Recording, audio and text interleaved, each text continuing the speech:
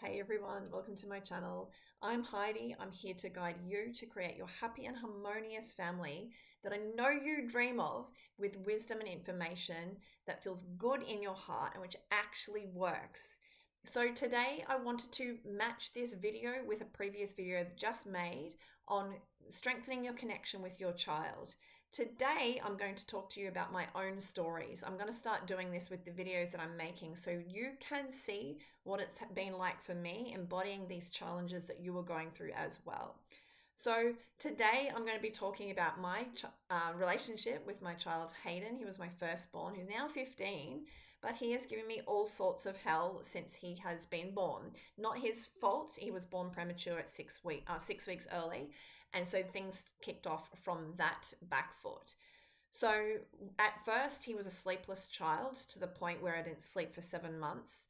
Now, straight up, that is a sign for me that yes, I started to disconnect, or did I truly have the connection there? Probably not. We always need to go back to the birth to go, no, he was taken off me. And then obviously he had to stay in hospital for a few weeks because he was preemie and whatnot until he was able to come home. So I never really had a great connection. Now, that is first thing to admit to yourself. Gosh, I didn't get the connection and the connecting time that my soul would have liked, the most perfect birth and the most perfect connection with my child. So that's been one thing I've really had to work through over and over, because all of these challenges that have come up with Hayden have essentially stemmed from that point. So that's why it's magic. If you can go back to your child's birth and you can face those feelings of, gosh, what I didn't get with my child and what I really did want underneath, then you are going to get rained down in all sorts of good ways with your child and yourself. So not sleeping, that was the first thing that it became hard to connect with him because he was putting me through torture in not being able to sleep. Now, of course, I was a lovely mother that still tried, and I really tried my hardest in all sorts of different ways.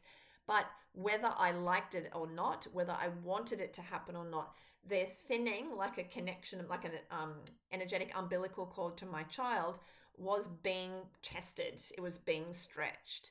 And I knew that by the way I talked about him. Oh, he's so tricky and whatnot. Even then, my friends at the time would have a laugh. They gave me that book, Please Go the Fuck to Sleep or something.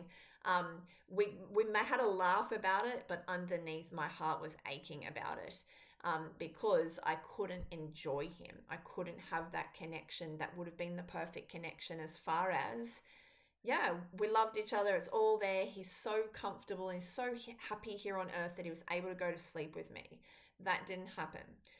So then wind it up a bit further. Then, there's all sorts of things like with eczema and food sensitivities. But really, the next thing that really started to test our connection was when he started to look ADHD. And me, having been a speech pathologist, working with those type of children, spotted it very young, probably before he was 2. I started to go, oh gosh, he's not really on the planet here with us. Now that became really hard. There were times when I would say, look at me, look at me, look at me, because I couldn't get, 3 words into a sentence without him being disconnected again. I remember him in the bath one day with his head away from me. I'm like, look at me, and just would not connect. So that's the anger. And that's what I want to remind you is when you're feeling frustrated, irritated, angry with your child, big alarm bells. My heart connection with my child is thinning. It's not their fault. It's not your fault. It's just that these feelings are due to come up. That's all in my book, The Game of Life, How to Play the New Way. There's plenty of information on there. You can take chapter at a time. You can read it out of order. But understanding the energetic rules to the game of life and what's going on. This stuff that was coming up within me was attracting my son to behave like that. What can I do? The old conditioning that is our villain, it puts us in such a tricky position, and that's why many mums are starting to look, I need new parenting advice here, because the old stuff doesn't work. The problem is it's told us to fix the child, take him to get a diagnosis, put him on medication, put him in a timeout, whatever. Then the next answer has been, go and meditate, mum, take a deep breath and calm down. We're starting to realize all this stuff doesn't work because the elephant in the room is our feelings underneath that are being brought up typically from the birth, and also, to make it even more complex, from our childhood. They're the two things. But let's come back to just this, the birth and your child. When that stuff was coming up within me, I was taking it out on him. You need to look at me. And he was so young. And then I would go away and I would feel the guilt. And my monkey mind would try to, don't feel guilty. He's the naughty one, and try and tuck it under the rug on me. I was in a world of mental anguish. Let's just call it that. Playing this game every day, waking up. One day I really did clock it. I'm waking up in dread. What is he going to do next? Ripping up books, he's pulling the washing off the line. I had a newborn Decky, and so as soon as I'd sit down and breastfeed, Hayden's monkey mind knew it's time, I can do whatever I like here, and I was constantly on eggshells. Now, the eggshells feeling was the stuff within me, the sadness. When there's an anxiety, I call that sadness that's just bubbling there. There's bubbling and bubbling. Please let these feelings out. Now, I didn't know to do any of that, so I kept on going and I kept on trying to parent. Now, that's why the new way that I'm channeling is scraping away the word parenting, because there is too much outwards trying to deal with the child and not looking at ourselves. The quickest way for me to have calmed him down would have been to sit in that chair and just cry and let the stuff out. This is so hard. I don't know what to do. This is not what I want for my child. I'm worried about what he's going to be like into the future. My days are shit. All of that stuff, just letting it out, dumping it, listening to myself, talking it out and feeling it out. The feeling part is the most important key, I'll keep saying, because you're energetically pulling this stuff out by the roots. When that energy isn't within you, the emotional energy that we all hold on to, your child can mirror that back to you.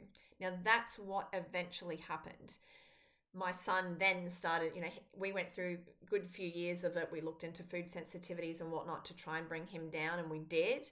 But he would still go and get me, especially at the park with other children and other mothers. He would go and do something embarrassing, go and hit a child or knock one off the swing, and that would bring up my stuff.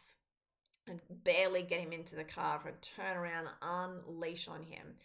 Now, it's really been a scar for not only myself that I did it, for my son Hayden, but also for my Declan, who was also there as a witness. And witnesses observing this stuff also then have that trauma inside them.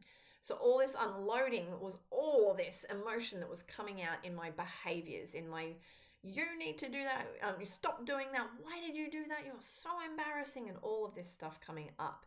Now, I went round and round and round that cone. And again, I mentioned the cone in this book about what's going on. We have our recurring issues. The park, here we go again. Oh my gosh, we go to the car and he does something embarrassing. The park, round and round and round. Now, the round and round, it kept playing out until I managed to get in the car, turn to him, and stop the unleashing.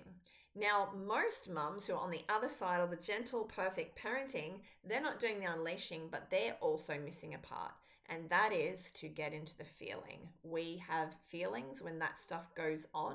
You cannot help it. That energy will rise when your child does something that is not right. It will rise. So the gentle mums are holding onto it somewhere tight. It could be in your hamstrings, your butt, your jaw, anywhere. And it's not serving you, your physical body, your emotional body, your health, right? So, but the same thing, it's not serving anyone by dumping it. If you spew it outwards. I hope that makes sense. So by spewing it, by holding it in, wrong. The point being is I had to turn back around in the car seat and literally just let the tears come down. No pointing fingers at him, literally just crying. Now, then in that moment, I felt like I needed to explain myself to the boys to go, okay, what's going on? I was just sitting there, just letting all this stuff up. And so I started to talk open diary to myself, but also a bit to them, stopping myself from turning around and pointing the finger at my son. And instead, the words that started to come out were, I'm just embarrassed. I'm just really sad. I'm feeling really awful. Those mummies are judging me so much right now. I'm feeling disgusting on the inside, and then back to the tears and whatnot, and all coming out. It's not you. It's actually, then I realized, it's our conditioning. Those mothers are judging you and me. I'm taking this judgment. I'm a bad parent. And it's the conditioning is always the villain. Instead, if the mums had gone, yeah, it wasn't great that your child hit mine, but obviously they've got emotions coming up too, and they'd been able to hold that unconditional love, then we wouldn't have had a problem. But that's when I went, oh, right, it's really not so much me, it's the whole situation. It's that no one really knows how to deal with their emotions when this stuff comes up, when mums and children get together. Now, you might be able to paint that into all sorts of scenarios that you've been into as well. The biggest thing is everyone needs to go within and let their stuff up, and really and honestly, and then honestly talking, I'm feeling X about this situation. I'm upset that, your son hit mine because he was really, tender this morning, or I'm feeling really sad that your son hit my child because I got hit at, when I was a child, all of that stuff that we could have open and honest talks. So I started to do that in the car. Now, again, I went up the cone a few times more with that, but I started to get good with it in that type of scenario, to be able to go, okay, yeah, don't point the finger, don't unleash, don't swallow it down and try to get on with the day either. This stuff needs to be addressed. You can still go home, and that night or the next morning, you can still do the same thing, to sit with those emotions. But at those points, I found it easier to do it while it's fresh. And the more I just sank into my emotions and didn't point the finger, the better it went for everyone. Now, I'm saying that because by the time I'd had a good cry, I was in a different energetic state. We would get home and I would be like, okay, what does everyone want to do now? Or whatever. I had great things to say to my children. I was downloading all these things like the mums, they're sitting in judgment. Oh my gosh. Oh, all these things that I've just said, I've downloaded when the tears have come. It's like the tears come and the downloads come, the clarity. So I cannot say enough, the conditioning for us mums to hold it together and to not sink into our sadness and our tears. It is the most powerful thing you can do in these types of scenarios. And it is the most important key to having that connection with your child. Because as I turned around to them and said, you know what, it's not you, it's me. There's all this stuff that's coming up. I've dealt with it. I am self-reflecting. I am self-responsible. I am feeling. That is the new way, the end. Now, then my children started to behave in such more beautiful ways. Then we could go to the park and I started to feel good on the inside. Like, I'm feeling good today. I just know in my heart he's not going to go do something nuts. And he didn't. And then again and again. Now, some days, that day, and again, I've got my lava lamp effect that I talk about in my book, that our emotions are coming up like a lava lamp in divine timing. So that day you go to the park and, oh yeah, we did have another bad time, is because another blob would come up within me. My child would go and, reflect that by going and doing something nuts, and we'd come back around again. So that went on until, as I talk about in the cone in my book, you get to the top, and it can get wild at the top because it's coming back around quicker. This thing wants to be seen. As soon as I had done my time on this whole theme, the whole thing collapsed, and my son has never done anything embarrassing again. So that is my point, is that then as I started to let this stuff come up, our connection was stronger because I was not blaming him. Now, when I was not blaming him, then he was able to come closer to me. But when we sit in this blame, where sometimes we're not even aware of it, we're putting that energy out. I'm dreading you, or me and my friends have talked about your problem behavior, whatever, our children pick it up. Now, when we're sticking our prickles out, of course, they can't get close to us. We've got our prickles out about them. It comes back to us first, admitting, I'm in fear about you. I was in fear when my Hayden wouldn't go to sleep. I was in fear every night. I'm so tired. I wonder if you'll sleep. I got to the point where I couldn't even get back to sleep in the night because I was so anxious about him waking up again. So I was in fear. There were the prickles. So therefore he couldn't settle down and sleep. Then it became, I'm in fear of you, of what you're going to go and do out at the car or the park or wherever out in public. And so guess what? He would go and do that stuff to reflect the stuff that was within me. So the sooner I came inwards and the sooner I let this stuff come up, golly goodness, then he became a different child. And I can rave on all day about the important work that I've done and that you're invited to and other mums have been doing as far as freeing our children from being our energetic puppet. The more I let my stuff go, the more my son didn't have to be my energetic puppet out and about. The next thing, he was actually being his true self, his kind, gentle self, instead of this prickly, ADHD, rough, rude looking child. So that's what I want to remind you is you have the power within you to create your children in a different light, to free them from showing up in crappy behaviors and to actually let them come back to the light within them. So that was the biggest key for me. The biggest turnaround was when I started to realize, let's say, the teacher at school would say, hey, he's been rough today. I would go home in prickles out. Oh my gosh, you're not succeeding at school. You're not fitting in. There's something wrong with you. And of course, the prickles out would straight away start attracting him to do something silly at home. Then I would unleash and yell. But actually, it was the school that brought up all this fear in me. And instead of me dealing with that, oh my gosh, my child just won't fit in. Oh, I'm so sick of hearing from the school. I'm so sick of my child having something wrong with them and all of that, and letting that go then and there or at any other time, and just letting myself, open diary, talk about what it's like. Plenty more information again if you want my book about life themes and all the points on how to deal with this. As soon as I would do that, then I would go home and I was free of the prickles. So we would just get on with the day. If I felt like talking to him about what happened, I did, but I wasn't coming home like, what did you do today? And all of that type of energy. We've got to fix this. So the softening, that's what our children are calling us to. Soften and soften and soften. Come within. Own this stuff. As I will say, my messages of the new way are self-reflection, the mirror, self-responsibility, owning it when your children have any types of behaviors going wrong, whether it's in babyville, whether it's toddler, child, into adult, teen and adultville, there's always something for you to come back to and to deal with this stuff coming up. Then the feeling. So self-responsibility, self-reflection, and then feeling it. It's one thing to go, oh yeah, that's me, that's my stuff. But if you don't feel it out, you're going to go around that cone again, and your child or someone will be reflecting this again, and it will keep on happening. You have to let this energy come up. So that's the 3 keys to going the new way, so that you can start to see, I am now creating my life's canvas by going within. The more I go within, the more everything shows up in a much prettier, nicer way. I have harmony with my children. I have happiness.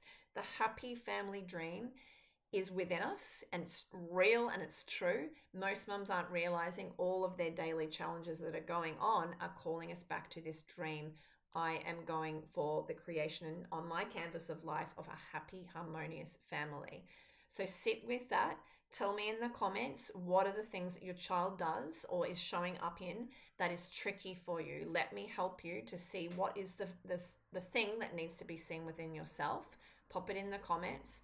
Please spread the word. Share this as much as you can, even just hitting like. Remember, this gets the algorithm going if you feel like it needs to be heard by someone else. And trust me, there's carbon copies of us going through the same thing. Please let us get this message out there to others.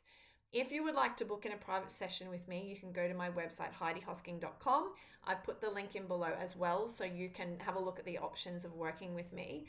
My work is priceless, and I will say, yes, there's a money figure, but the mums who have come to me have generally tried everything else, but we've gone down the medical route, we've tried the allied health, we've even gone to naturopaths, we've tried all these other things, and they've landed at me because they've gone, okay, right, here we go, I've got to start to go inwards. I really am yearning for my happy, harmonious family. I will leave it there. Please stay tuned for more videos on mother-child connection. It is so important, and there's so much conditioning that's waving us from not seeing the importance and what to do, that mothers are sitting in confusion just like you. See you, bye.